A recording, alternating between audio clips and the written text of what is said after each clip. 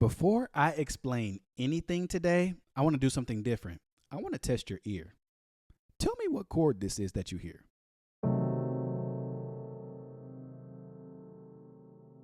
I'll give you a few more seconds.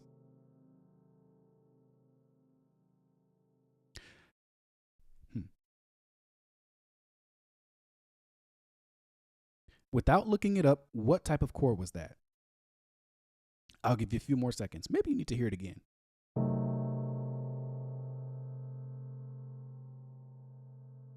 Which one of the options did you choose on the screen? Don't worry about if you're not sure, because today we're going to talk about one of the most mysterious chords ever used in music, especially as a keyboardist and a pianist. What's going on, everybody? My name is Freddie Banks. Welcome back. If you're just learning how to play, or if you're somebody who's trying to become more of a musical keyboard player and not just memorize chords, you're in the right place. Today, I'm going to show you why there are only 3 of the chord that you just heard. And that chord just happens to be the diminished 7th chord. There are only 3 fully diminished 7th chords, and they are broken into families. And this chord appears in gospel, it appears in jazz, R&B, classical, and so many other genres that you may not have even given a second thought to even paying attention to. So today I'm going to show you what that chord is and how you can start using it immediately in your piano playing. So now, what is it about the diminished 7th chord? I'm going to play it one more time for you. If you're just hearing that chord for the first time, it sounds unusable. It sounds unstable, or you could even say it sounds unresolved.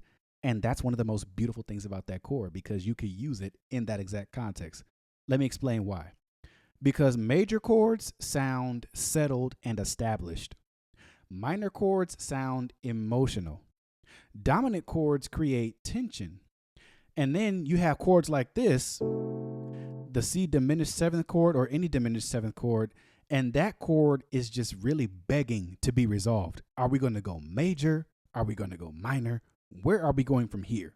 That chord is one of the most useful transition chords, or what we call passing chords, to get to the next phase of your chord progression or whatever your musical arrangement calls for.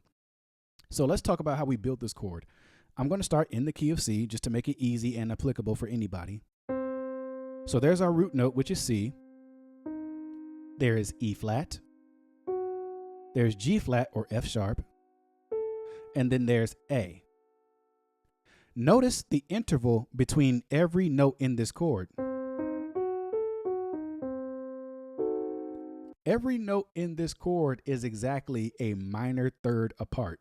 Now, what do you mean by that? Okay, so let's go to the root note, C, right? Now, if we're going minor to the minor third, major would be to the E natural. That sounds happy, right? So we need the minor third, right? So from C to E flat is that minor third. Now, what's a minor third from E flat? It's going to be the F sharp or G flat, right? So if we put those 3 together, that is a diminished triad. But if we want to make it a fully diminished 7th chord, we need to add that A in there. Now we have a full diminished 7th chord. Fully diminished, all the notes are exactly a minor third apart.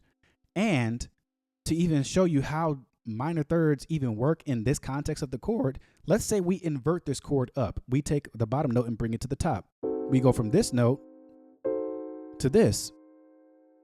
It's the same chord because they're all exactly a minor third apart. So you can really modulate. It's the exact same chord, just inverted. Now, I'm going to show you why I mentioned earlier that there are only 3 of these chords that exist. So we have our starting chord, right? It's going to be a C diminished 7th chord. Let's move that up a half step. That's the D flat diminished 7th chord, and the same theory applies. All the notes are exactly a minor third apart. And if we invert those chords, we get the other inversions of that exact same chord, and it still has that heightened, tensioned, unresolved feeling to it. That's what makes the diminished 7th chord so unique. And again, let's go up another half step. every note is a minor third apart, right? D to F, F to A flat to B. And if we invert that,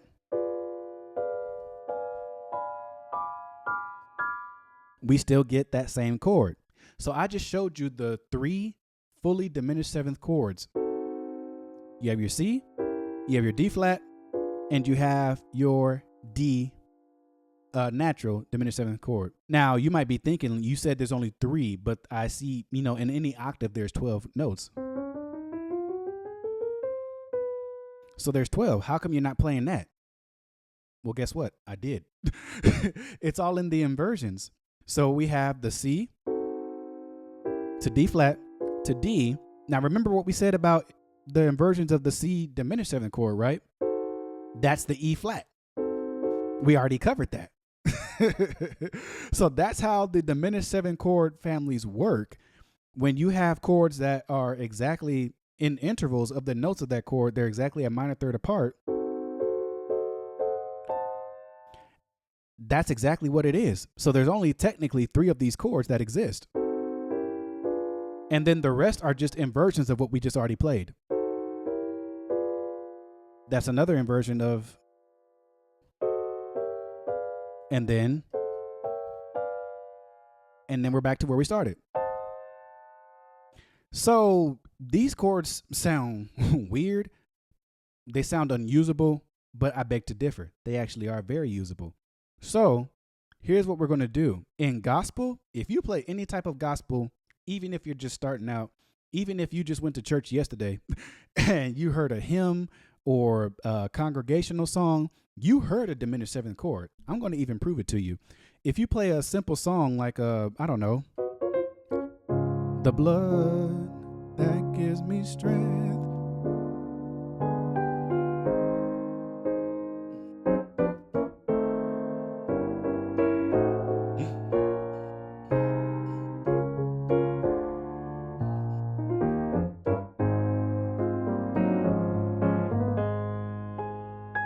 So in that hymn about the blood and everything, so it goes to the 4. So there's that D diminished 7 chord right there. And again, all the notes in D diminished 7 are a minor third apart, right? Makes it easy. And then we go on to the rest of the song. You can use a diminished 7 chord even if you're not using it in the root form of using the notes that are in the chord itself. You can use it as a transition chord from your 6 going to the 2, which is your B flat minor, or you could use it in this instance where you're going to use a walk up from the 6 to the 2. So you could use it that way as well. That is a common phrase. That's a common chord progression in gospel music. And then also, if you want to use it in, let's say, jazz, you can use that in a 2-5-1 progression. You can use your D minor 7, and then you can use a D diminished 7 with the G in the bass. That creates a G7 chord with a flat 9, and then that takes you down to a resolve in the C major 7. So as you can hear, you probably already heard a diminished 7 chord. You probably just didn't know the context of it. You probably just didn't know what it was. You probably didn't know what it was called. So again, this chord is widely used more than you may even recognize. And then the wonderful thing about this chord is that it could be used as a passing chord in so many contexts. I showed you a little brief context of what it could sound like in a gospel setting, but here's another application in gospel, but not as widely used. Maybe it is, maybe it isn't. But there's this song by Andre Crouch called Faith. And it really plays on the theory when it comes to using relative keys, because the song starts in E flat minor, but then it finds its way over to E flat major to resolve. And now it starts in the key of E flat minor, which is the 6 in F sharp or G flat.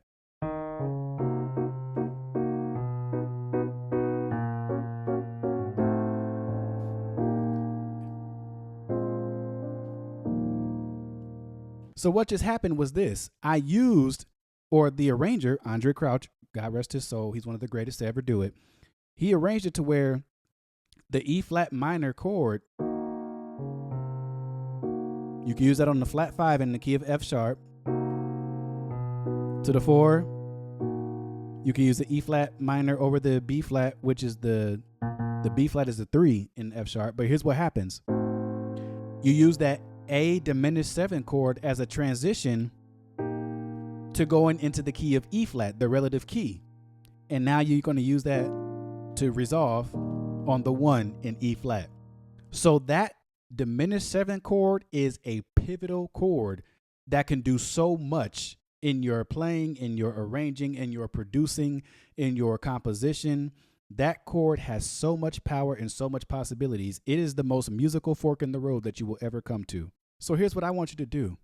I want you to choose one diminished chord family, move it around the keyboard in minor thirds. That's the magic interval between the notes in this chord, minor thirds. I want you to move it around the piano or your keyboard, wherever you have at your home or your studio, wherever you're practicing. And if you listen very closely, if you move it around and you invert it, or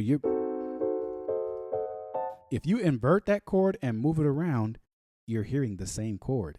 So if this video and today's lesson changed the way you think about diminished chords, leave a comment and tell me the biggest thing that you've learned today. And if you'd like to hear more lessons about this every week, don't forget to subscribe.